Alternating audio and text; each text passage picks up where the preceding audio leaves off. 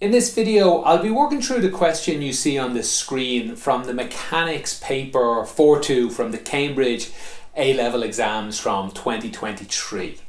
I'll be doing this on the board, hopefully just like you're used to your teacher doing in a classroom. If you want any other questions from this paper, you should be able to find a link to the playlist in the description below. And if you find any of my videos useful, I'd greatly appreciate if you subscribe, or if you think any of your friends might find it useful, please go ahead and share it. In question 3, we're given this question with multiple forces going in multiple different directions, and we're told they're all in equilibrium.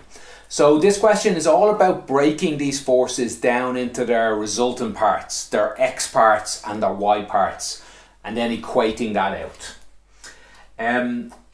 What they actually ask us to do is to show this equation here. So that, I'm guessing, confused a lot of students, especially later in the question. So there's about 3 parts in this question I think you needed to do something. And the first thing, at least my advice is that I think you need to do, they ask you to show this. If you're confused, this is. Ignore that question and just try and solve this question however you think, and hopefully this will appear inside it. So that'd be my first bit of advice. Now, it's not going to be that easy. It is, you're going to have to make another couple of leaps as the question goes on. At least that's how I felt about it. Okay, first thing, let's break up some of these forces. Now, breaking up a force into an x and a y component happens every exam, happens like 10 times every exam. So it's something you need to be confident in. I'm going to show you again just because, well, I'm a teacher, that's what I do. I'll only show you once though, and then I'll do the rest of them really quickly. We'll pick the force 30, and I'm going to break that into a force that goes up and a force that goes left and right. And if I put a line down here, this is a triangle or multiple triangles, and we know this angle in here, theta. So basically, I want the height of this and I want the width of this. Well, I want the height of this, sorry, it's the same as this. So really, I'm basically dealing with this triangle here.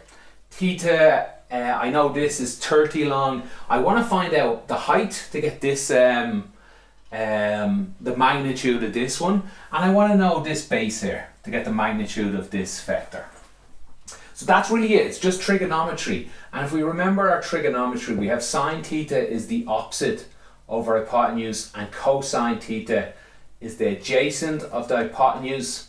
And I'm looking for both of them, so y and x we'll say.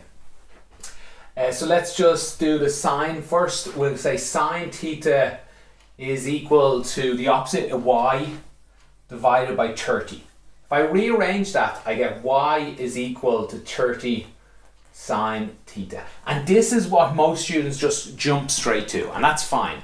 That's what I do as well. When I see these questions, I say, when I see any force like this, I say the y component of this, the one that goes straight up, is 30 sine theta. And that's just because we do these all the time. So if you ever see your teacher jumping straight to this, that's really all they're doing. You can solve, I recommend try and solve the same for cosine. You'll find x is equal to 30 cosine theta. And again, I just know the force going left here is 30 cosine theta. You don't have to do it every time. The examiner lets you jump straight to the answer. Okay, with that little lesson out of the way, let's do the actual question. Let's get all the x components of all of these forces. So 30 becomes, also we need minus direction and positive direction. That's just, we'll do what everyone else does. Right is positive, left is minus, but really you could pick any sign you want. Okay, so this force, this direction becomes minus 30 cosine theta. That's the force going that way. This one down here becomes minus p cosine theta. This one here is a positive direction, plus 15 cosine alpha and plus 33 cosine alpha. And all of this equals 0. That's the cosine, that's the x components of all these forces. And then you can go ahead and do the y components. I'm not going to do that here because I want to show, no, let me do it down here. I should have room up here. Let's do the y components. That would be up is positive, down is negative.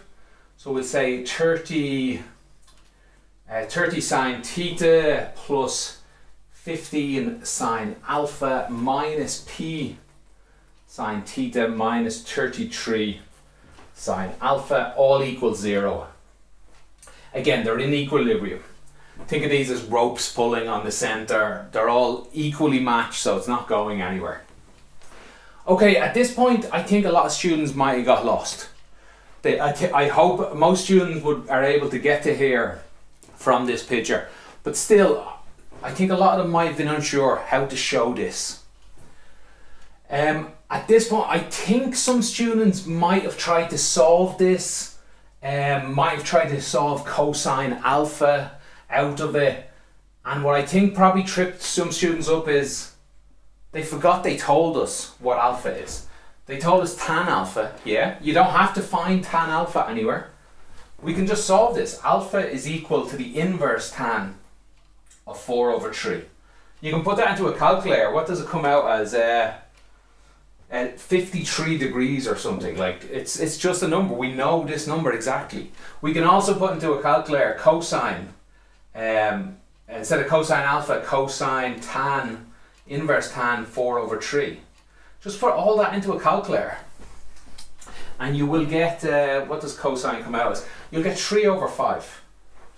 So we have this number. Cosine alpha is just a number. Same for sine.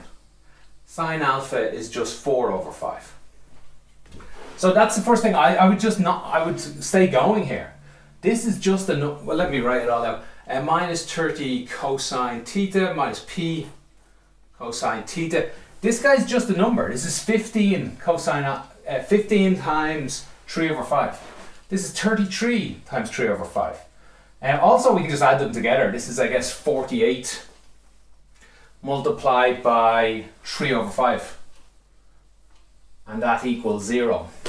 Ooh, nearly fallen over. Then we can, well actually, yeah, let me clean this up a little bit. Minus 30 cosine theta minus p cosine theta is equal to minus minus 28.8.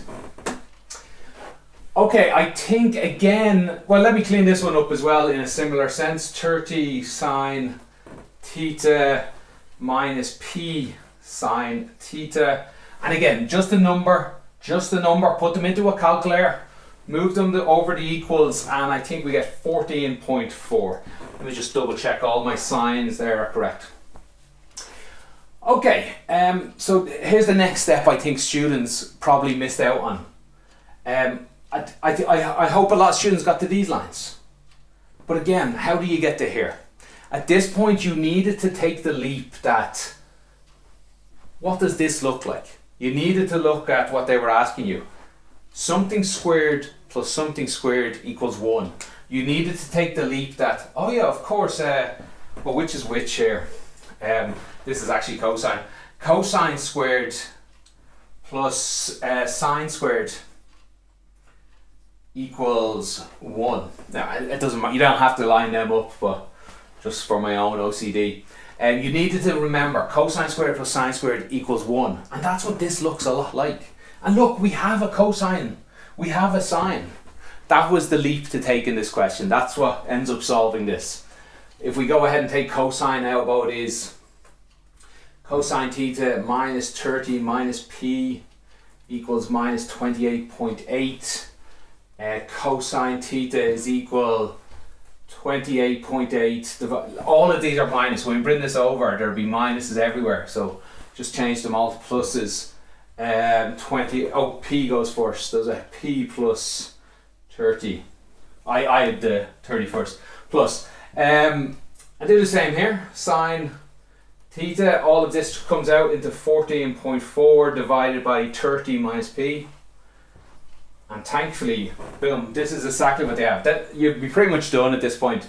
But I would just go ahead and write this again. Therefore, cosine, or well, I guess I'd write something like, let me break off here. I'd write cosine squared theta plus sine squared theta equals 1, and underneath cosine I'd write this guy, 28.8 p plus 30 all squared. Look, it's written there already, I'm not writing it again. And that would answer part A. So I'm guessing a lot of students probably had trouble with this, even though you've probably practiced this question many times. It was tricky, but I hope my explanation helped in a small way. For part B, I think I have room here for part B. Let me just check my notes. For part B, they simply ask us to verify that P equals 6 solves this equation here. It's just as simple as putting 6 in. Writing that equation out again, 14.4 over 30 minus 6, squaring it. Put that into a calculator and we get, let me see, the 40 and 1. We get 9 over 25. Do the same for this guy here. We end up getting 16 over 25. Add them together, we do in fact get 1. That's all. That was the first part of part B. Then they say solve for theta. Find theta basically. So they tell us what P is. And hopefully you will have two equations that has theta. Cosine theta equals this, and they tell you what P is. So pick whichever one you want. I'll pick cosine here. Cosine theta is equal to 28.8 divided by 6 plus 30 divided by 36. Theta is equal to the inverse cosine of 28.8 over 36. Put that into a calculator and we get, apologies, we get 36.9. 36.9. That's it. Part B was a very short answer. Part A was particularly tricky, I think, but they made up to you a little bit that you can answer part B without knowing part A. They gave you this. They told you P is 6. Actually, no, that's wrong. You would have had to do a bit of work to get out theta. Okay, I hope that answers that tricky question. If you do have any follow-ups, I'll be happy to try my best to answer you. Put them in the comments below. Thanks for watching and have a great day.